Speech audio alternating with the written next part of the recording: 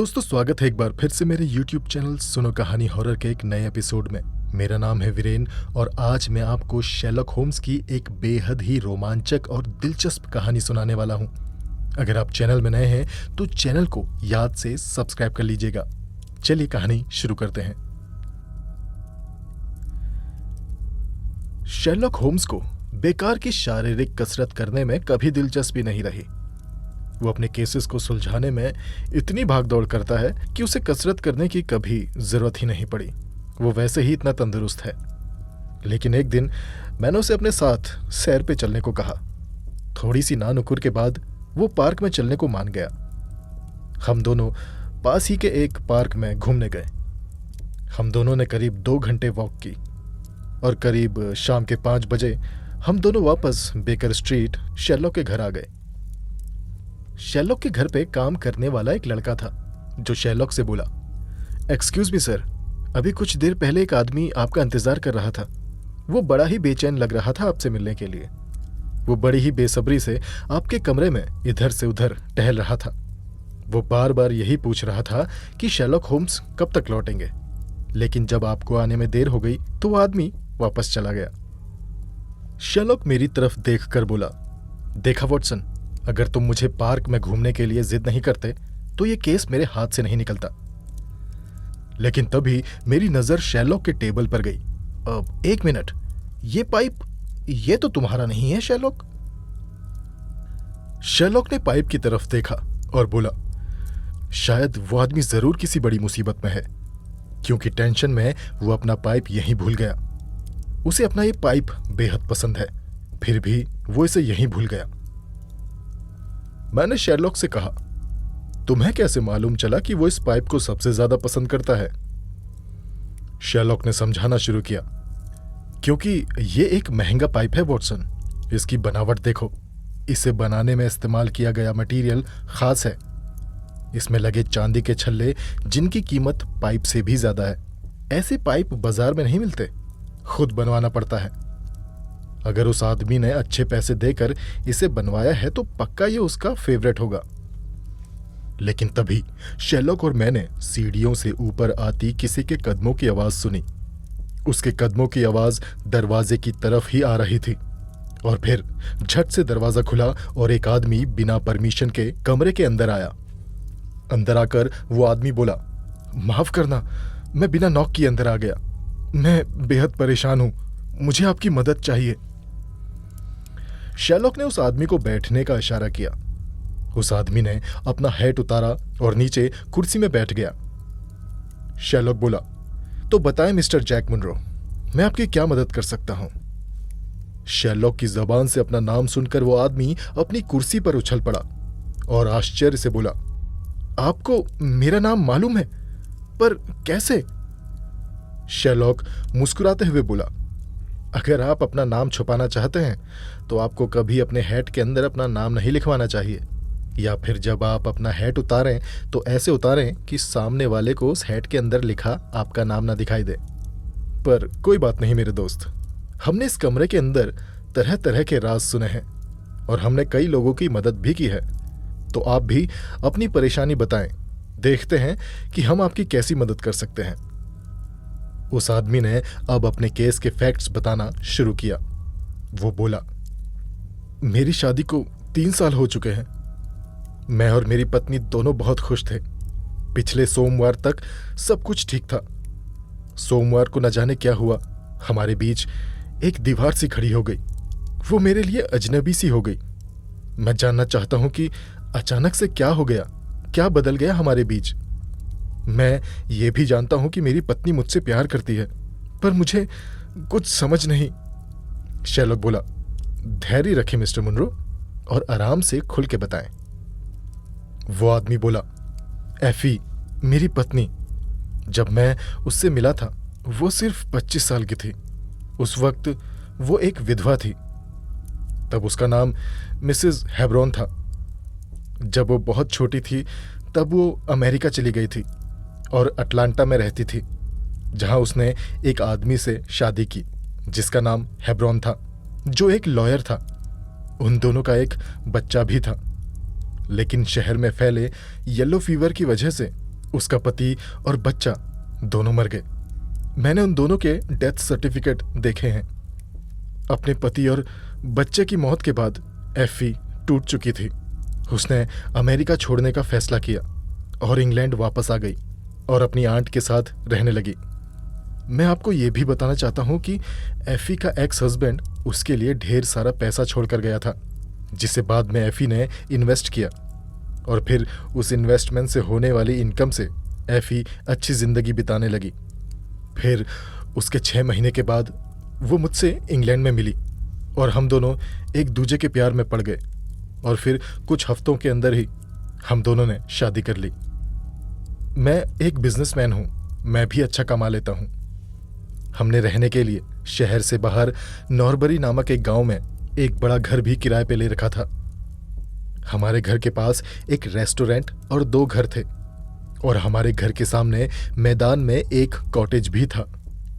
मैं और मेरी पत्नी खुशी खुशी रह रहे थे। मैं एक और बात आपको बताना चाहता हूँ। जब हमारी शादी हुई तो मेरी पत्नी ने अपना सारा पैसा मेरे नाम पे डिपॉजिट करवा दिया। मुझे ठीक नहीं लगा, पर उसकी जिद के आगे मेरी नहीं चली। लेकिन 8 हफ्तों पहले वो मेरे पास आई और उसने अपने पैसों में से कुछ पैसे मांगे।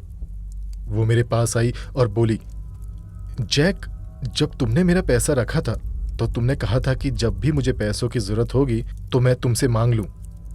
हाँ बिल्कुल, मैंने कहा। वो तुम्हारा ही तो पैसा है, बताओ कितने चाहिए। 100 पाउंड, वो बोली। मैंने कहा, 100 पाउंड? किस लिए? मैं रकम सुनकर थोड़ा हैरान था कि इतना पैसा उसे क्यों चाहिए, मगर वो बोली, ओह जैक, तुम सिर्फ मेरे बैंकर हो और बैंकर कभी सवाल नहीं करते कि पैसा क्यों चाहिए। उसकी वो बात सुनकर मुझे बुरा लगा, क्योंकि वो पहली बार था जब हमारे बीच कोई सीक्रेट था। खैर, मैंने उसे 100 पाउंड का एक चेक काट के दे दिया और मैंने दिमाग से उस बात को निकाल दिया। शायद मेरी ये बात इस केस में काम ना आए, पर मुझे लगा कि आपको बता देना चाहिए मिस्टर होम्स। शर्लॉक चुपचाप उस आदमी की बात सुन रहा था। वो आदमी आगे बोला, मैंने आपको हमारे घर के सामने वाले कॉटेज के बारे में बताया था। जब मैं वॉक पे जाता था तो उस कॉटेज के सामने से ही गुजरता था। पिछले सोमवार जब मैं उस कॉटेज के सामने पहुंचा तो मैंने एक खाली पिकअप वैन को उस कॉटेज के गेट से बाहर निकलते देखा। मैंने उस कॉटेज के अंदर देखा तो पाया वहां बाहर से कुछ फर्नीचर रखा हुआ था। वहां कोई रहने आया था। जब मैं उस कॉटेज के गेट से अंदर झांक रहा था तब उसकी ऊपर वाली खिड़की पे मुझे एक चेहरा दिखाई दिया। वो चेहरा कुछ अजीब था मिस्टर होम्स, जिसे देखकर मेरा शरीर एक पल के लिए सिहर उठा था। वो खिड़की मुझसे दूर थी, मगर मैं गौर कर सकता था कि वो चेहरा कुछ नॉर्मल नहीं था, बेहद डरावना था। उसका रंग पीला था और बनावट एकदम सख्त। मैं चलते चलते उस गेट के पास पहुंचा तो वो चेहरा खिड़की से गायब हो गया। मैं उस घर के दरवाजे पे गया और डोरबेल बजाई। एक लंबी सी औरत ने दरवाजा खोला। मैंने उसको अपना परिचय दिया और कहा, हाय, मैं जैक हूं, आपका पड़ोसी। अगर आपको किसी चीज की जरूरत पड़े तो मुझे आवाज दे दीजिएगा, मैं सामने ही रहता हूं, वहां उस घर में। मगर वो औरत बड़ी ही रूडली बोली, अगर हमें मदद की जरूरत होगी तो बता देंगे। इतना कहकर उसने वो दरवाजा मेरे मुंह पे बंद कर दिया। उस रात मैंने अपनी पत्नी को उस विचित्र चेहरे के बारे में नहीं बताया जिसे मैंने उस कॉटेज की खिड़की में देखा था, ना ही उस कॉटेज में रहने वाली उस खड़ूस औरत के बारे में। हाँ, मगर मैंने अपनी पत्नी को यह जरूर बताया था कि अब उस कॉटेज में लोग रहने आ गए हैं। मगर उस रात कुछ अजीब हुआ। आधी रात में जब मैं कच्ची नींद में था तब मैंने कुछ आवाज सुनी। मैंने आंखें खोली और देखा मेरी पत्नी तैयार होकर कमरे से बाहर जा रही थी। वो बेहद डरी सहमी सी लग रही थी। फिर वो चली गई। उसके बाद मुझे नींद नहीं आई और करीब 20 मिनट के बाद मेरी पत्नी वापस आ गई। मैं बिस्तर में लेटा हुआ था। कमरे में हल्की रोशनी थी। मैंने उससे पूछा, तुम कहाँ से आ रही हो एफी?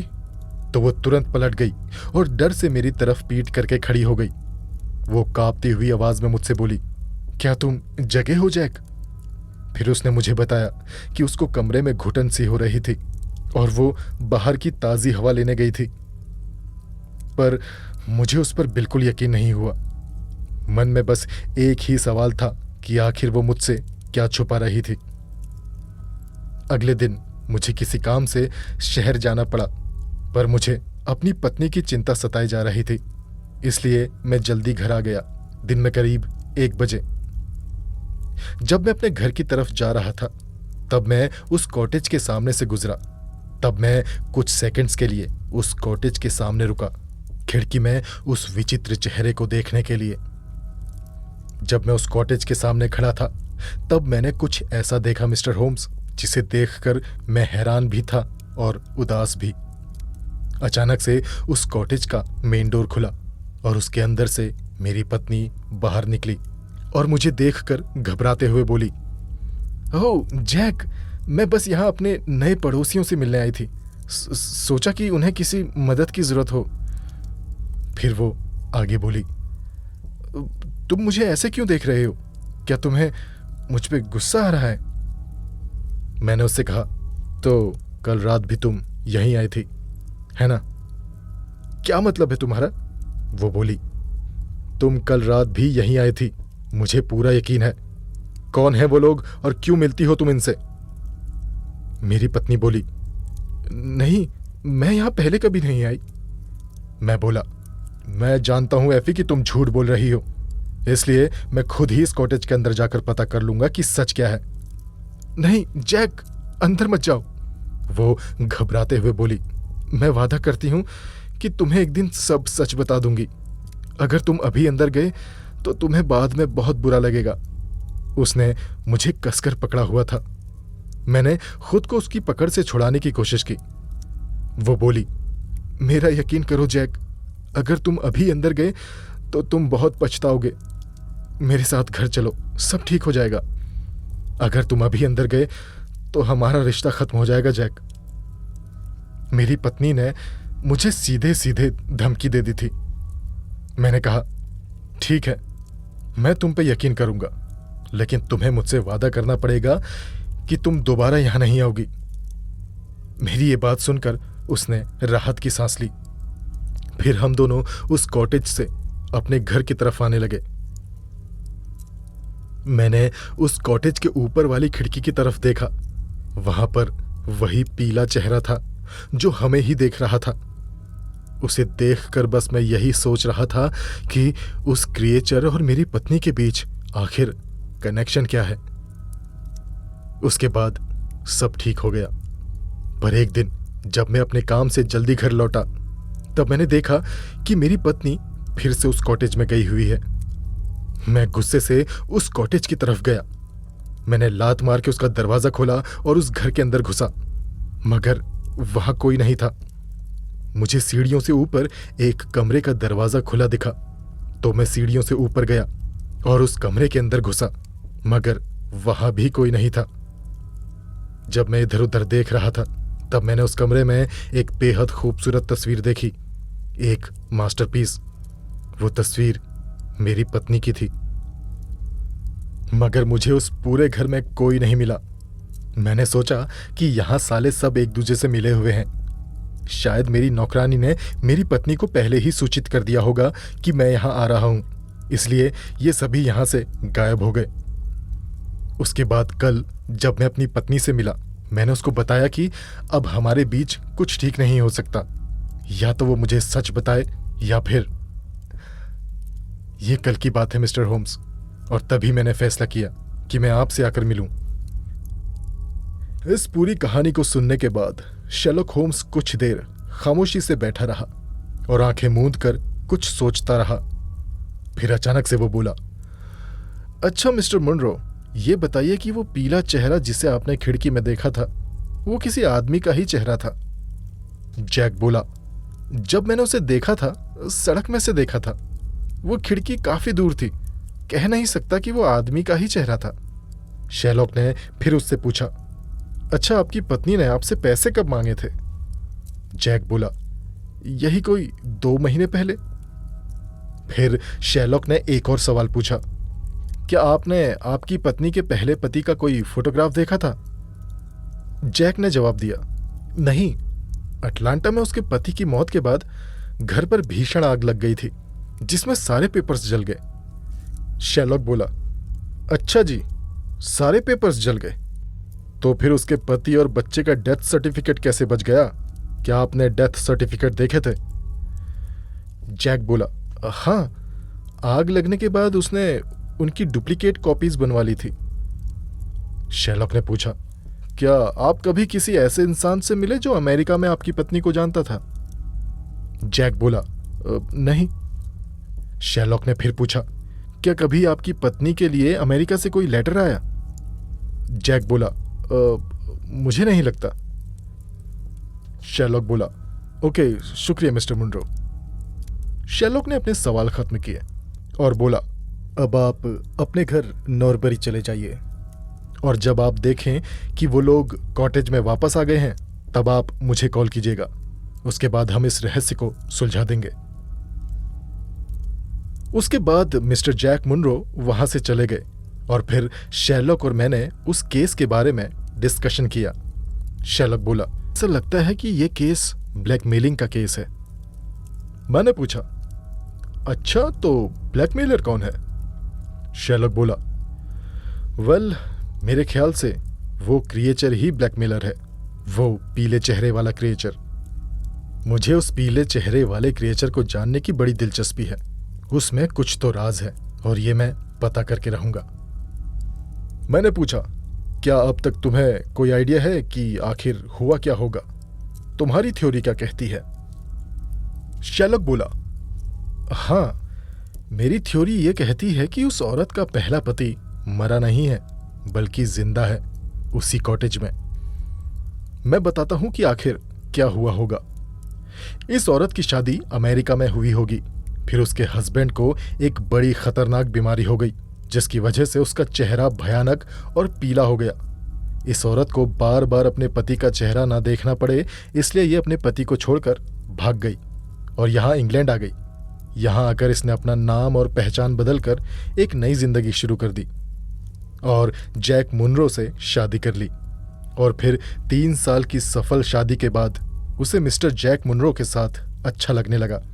लेकिन तभी इसका पहला पति और वो खड़ूस औरत जो इस औरत से जुड़े हुए थे, उन लोगों ने इस औरत को ढूंढ निकाला और उन लोगों ने इस औरत को खत लिखकर धमकाया और इससे 100 पाउंड्स मांगे, वरना वो इसके पति को सब सच बता देते।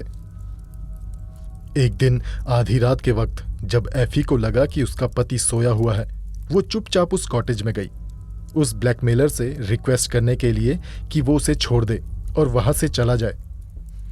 मगर उस रात शायद वो ब्लैकमेलर को कन्विंस नहीं कर पाई, इसलिए वो अगले दिन दोबारा उससे मिन्नतें करने उस कॉटेज में गई और बाहर निकलते समय उसके पति ने उसको देख लिया। तब उसने अपने पति से वादा किया कि वो इस कॉटेज में वापस नहीं आएगी, मगर वो कैसे भी करके उस ब्लैकमेलर से छुटकारा पाना चाहती थी। वो फिर से उस कॉटेज में गई और इस बार वो अपनी एक तस्वीर भी लेकर गई जो शायद उस ब्लैकमेलर ने मांगी होगी। लेकिन जब उसका पति जैक घर लौटा और अपनी पत्नी को घर पर ना पाकर वो गुस्से से कॉटेज की तरफ भागा, तब उसकी नौकरानी ने उसकी पत्नी को खबर कर दी कि जैक उस कॉटेज की तरफ आ रहा है। बस तभी एफी और वो ब्लैकमेलर्स वहां से गायब हो गए। शेरलॉक फिर बोला, अब हमें सिर्फ जैक मुनरो के मैसेज का इंतजार करना है, उसके बाद ही देखेंगे कि मेरी ये थ्योरी कितनी सही है। लेकिन हमें ज्यादा इंतजार नहीं करना पड़ा। हमें मिस्टर जैक मुनरो का संदेश मिला जिसमें लिखा था वो लोग वापस आ गए हैं। और फिर हम तुरंत ही रात की ट्रेन से मिस्टर जैक मुनरो के टाउन नॉर्बरी पहुंचे। मिस्टर मुनरो रेलवे स्टेशन में ही हमारा इंतजार कर रहे थे और फिर वो हमें उस कॉटेज तक लेकर गए। जब हम पहुंचे तो शेरलॉक ने मिस्टर मुनरो से एक बार फिर पूछा, मिस्टर मुनरो, क्या आप सच में चाहते हैं कि हम अंदर जाएं? मिस्टर मुनरो बोले, हाँ, मैं चाहता हूं कि आप सच का पता लगाएं। उसके बाद हम उस घर के दरवाजे के पास पहुंचे जैसे ही हम दरवाजे के करीब पहुंचे तभी अचानक से एक औरत सामने आई। वो एफी थी, मिस्टर मुनरो की पत्नी। उसने हमें देखा और फिर जैक मुनरो की तरफ देखकर बोली, भगवान के लिए प्लीज जैक, ऐसा मत करो, मेरा यकीन करो, मैं कुछ गलत नहीं कर रही हूं। जैक मुनरो गुस्से से बोला, मैंने तुम पर बहुत भरोसा कर लिया एफी, अब बहुत हुआ, हट जाओ मेरे रास्ते से। मैं और मेरे दोस्त आज इस रात से पर्दा हटाकर ही रहेंगे कि आखिर तुम इस घर में करती क्या हो। हम सभी सीढ़ियों से ऊपर कमरे में गए और लाइट जलाई। उस कमरे के एक कोने में एक मेज रखी हुई थी और उस मेज के ऊपर एक बच्ची बैठी हुई थी। उसका चेहरा दूसरी तरफ था, जिसे हम देख नहीं पा रहे थे। उस बच्ची ने एक लाल ड्रेस पहनी हुई थी और हाथों में लंबे सफेद दस्ताने। तभी उस बच्ची ने हमारी तरफ देखा और जैसे ही उसने हमारी तरफ देखा मैं डर के मारे उछल पड़ा। जैक मुनरो भी हैरानी से उस बच्ची की तरफ ही देख रहा था। उस बच्ची का चेहरा अजीब पीले रंग का था, चेहरे में कोई भाव नहीं थे, वो चेहरा भयानक था। लेकिन तभी शेरलॉक जोर से हंसता हुआ उस बच्ची के पास गया और उसने उसके कान के पीछे हाथ लगाया और उस लड़की के चेहरे से मुखौटा हटाया और उस मुखौटे के पीछे एक काले चेहरे वाली बच्ची थी। मुखौटा हटते ही वो बच्ची जोर से हंसी और उसे देखकर मेरी भी हंसी छूट गई। मगर मिस्टर मुनरो अभी भी हैरानी से खड़ा रहा और अपना सिर खुजाते हुए बस उस बच्ची को ही देखता रहा। यहां चल क्या रहा है? इस सब का क्या मतलब है? जैक मुनरो परेशान होते हुए बोला। उसकी पत्नी एफी बोली, मैं समझाती हूं जैक, ऐसा करने के लिए तुमने मुझे मजबूर किया। अब तुम्हें इस सिचुएशन को एक्सेप्ट करना ही पड़ेगा। मेरा पहला पति अटलांटा में मर गया था, पर मेरी बेटी बच गई थी। जैक मुनरो उस बच्ची की तरफ हैरानी से देखते हुए अपनी पत्नी से बोला, तुम्हारी बच्ची? उसके बाद उसकी पत्नी एफी ने अपने गले में लटका हुआ एक लॉकेट बाहर निकाला, जिसमें एक खूबसूरत और बुद्धिमान व्यक्ति की तस्वीर थी। वो एक काला अफ्रीकी था। एफी ने लॉकेट की वो तस्वीर जैक मुनरो को दिखाई और कहा, ये जॉन हेब्रोन है, मेरा पहला पति। ये एक बहुत अच्छा इंसान था। मैं इस आदमी के रंग और जाति से परे हटकर इसके दिल और बुद्धि पर फिदा हो गई थी। इससे शादी करके मैं खुद को खुशनसीब मानती थी, लेकिन हमारी बदकिस्मती कि हमारी बेटी इसके रंग रूप के ऊपर चली गई, मेरे नहीं। वो बहुत काली थी, पर मेरे दिल का टुकड़ा थी, मेरी बच्ची। जब उस छोटी बच्ची ने एफी के मुंह से वो बात सुनी तो वो मेज से नीचे उतरी और दौड़कर एफी से लिपट गई। फिर एफी ने आगे बताया, मैंने अपने जिगर के इस टुकड़े को, अपनी बच्ची को, अपनी एक भरोसेमंद मेट के पास अमेरिका में ही छोड़ दिया, क्योंकि उसकी तबीयत ठीक नहीं थी, वो बहुत कमजोर थी। मैं उसको उस हाल में छोड़ना नहीं चाहती थी, पर जब मैं तुमसे मिली जैक, तब मुझे पता चला कि मैं तुमसे प्यार करने लगी हूं। मैं तुम्हें खोना नहीं चाहती थी, इसलिए मैंने तुम्हें कभी अपनी बच्ची के बारे में नहीं बताया। मैंने इस बच्ची के अस्तित्व को तुमसे छुपा कर रखा पूरे 3 साल, पर अब मुझे लगता है कि मेरी बच्ची को मेरी ज़रूरत है। जो 100 पाउंड्स मैंने तुमसे मांगे थे, वो मैंने अपनी सर्वेंट को दिए और उसे मेरी बच्ची को यहाँ लाने के लिए कहा, और तभी से मेरी सर्वेंट और मेरी बच्ची इस कॉटेज में रहते हैं। मैं नहीं चाहती थी कि यहाँ के लोग इस बच्ची के बारे में गलत गलत बातें बनाएं, इसलिए मैंने इसे हमेशा एक पीला मुखौटा पहनने के लिए कहा। और जैक, उस रात तुम्ही ने मुझे बताया था कि इस कॉटेज में कुछ लोग रहने आए हैं। मैं समझ गई थी कि मेरी बेटी आई है, इसलिए मैं आधी रात को उससे मिलने गई थी, जिस रात तुमने मुझे देखा था। और बस तभी से तुम मुझ पर शक करने लगे कि ना जाने मैं किससे मिलने जाती हूँ, क्या करती हूँ। और अब जब तुम सब कुछ जान चुके हो जैक, तो बताओ अब तुम मेरे और इस बच्ची के साथ क्या करने वाले हो? मिस्टर जैक मुनरो एकदम खामोश बैठा रहा। उसने करीब 2 मिनट तक एक शब्द नहीं बोला, मगर फिर उसने कुछ ऐसा किया जिससे मेरे और शेरलॉक के होठों पर मुस्कान उभर आई। जैक मुनरो उस बच्ची के पास गया और उसे गोद में उठाया और फिर उसने उसके गाल में किस किया और फिर उसने अपनी दूसरी बाह से अपनी पत्नी एफी को गले लगा लिया। जब हमने देखा कि अब सब कुछ ठीक हो चुका है तो शैलॉक और मैं चुपचाप उस कॉटेज से बाहर निकल आए। शैलॉक ने पलटकर एक बार उस खिड़की की तरफ देखा। उस खिड़की में अभी भी एक पीले चेहरे वाला क्रिएचर खिड़की से बाहर हमें ही देख रहा था और फिर वो मुखौटा हटा और उसके पीछे से वही प्यारी सी काली सी बच्ची ने हाथ हिलाकर हमें बाय कहा। शैलॉक और मैंने भी उसे हाथ हिलाया और वहां से वापस शैलॉक के घर बेकर स्ट्रीट आ गए। वहां से आने के बाद कुछ देर तक हम दोनों खामोश ही रहे। हमने एक दूजे से एक शब्द नहीं कहा, लेकिन आधी रात में जब शैलॉक सोने के लिए अपने बेडरूम में जा रहा था तब वो मेरी तरफ मुड़ा और बोला, वॉटसन, अगर तुम्हें कभी ऐसे लगे कि मैं कुछ ज्यादा ही ओवर कॉन्फिडेंट हो रहा हूं, कुछ ज्यादा ही खुद को स्मार्ट समझ रहा हूं, तो तुम प्लीज मेरे कानों में धीरे से बोल देना, नॉर्बरी। मैं तुम्हारा शुक्रगुजार रहूंगा। उसके बाद शैलॉक अपने बेडरूम में गया और दरवाजा बंद कर दिया। यह केस था तो मिस्टीरियस, लेकिन सारे रहस्यों से पर्दा अपने आप ही हटता गया। शैलॉक और मुझे ज्यादा दिमाग लगाने की जरूरत ही नहीं पड़ी, पर इस केस की हैप्पी एंडिंग को देखकर आज शैलॉक और मुझे नींद बहुत अच्छी आने वाली है। तो ठीक है, मैं वॉटसन आपसे इजाजत लेता हूं और वादा करता हूं कि जल्द ही एक नए केस के साथ आपके सामने आऊंगा। तब तक के लिए अपना ख्याल रखें। और एक और बात, अगर आपने इस चैनल को सब्सक्राइब नहीं किया है तो सब्सक्राइब करके बेल आइकन को ऑल पे सेट कर लें। कहीं ऐसा ना हो कि मैं कहानी लेकर आऊं और आपको खबर तक ना मिले। ठीक है? ओके, चलो बाय। दोस्तों, अगर आपको ये कहानी अच्छी लगी तो उसको लाइक जरूर कीजिएगा। चैनल सब्सक्राइब नहीं किया तो सब्सक्राइब कर लीजिएगा। मेरे इस चैनल में इसी तरह की कई और कहानियां हैं, उन्हें भी जरूर सुनिएगा। मुझे और इस कहानी को यहाँ तक सुनने के लिए आपका धन्यवाद।